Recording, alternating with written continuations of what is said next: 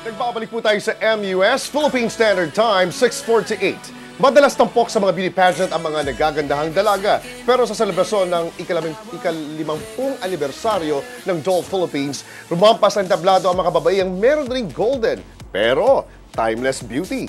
Ang Miss Dollfield Gold tampok sa kwento ni Rean.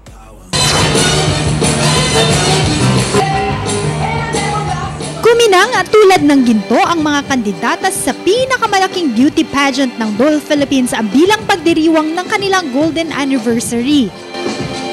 Rumampa at nagpatalbugan kasi ang 12 kalahok para sa Miss Dollfield Gold 2013.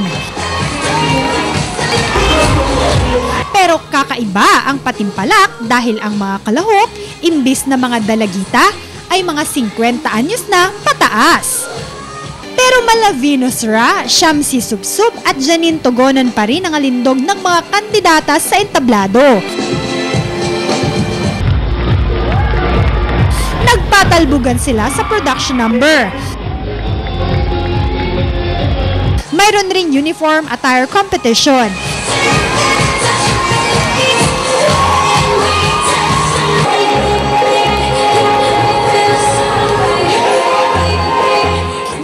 Wala ang inabangang question and answer portion. Doll Philippines provided large scale of employment, generated revenues to government, gave services like infrastructure, bridges, school buildings.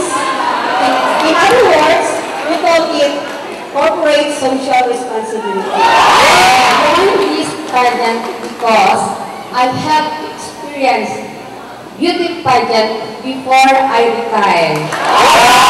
Mainit rin ang pasiklaban ng kanilang talento.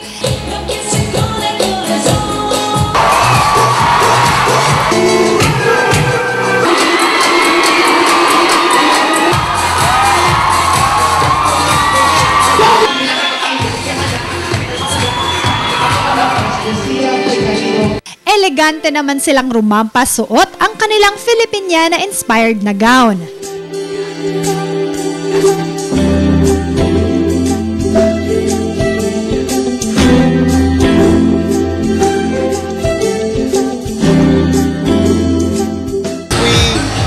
gave opportunities to our employees who are 50 years old and up, so we called it Dollfield Gold.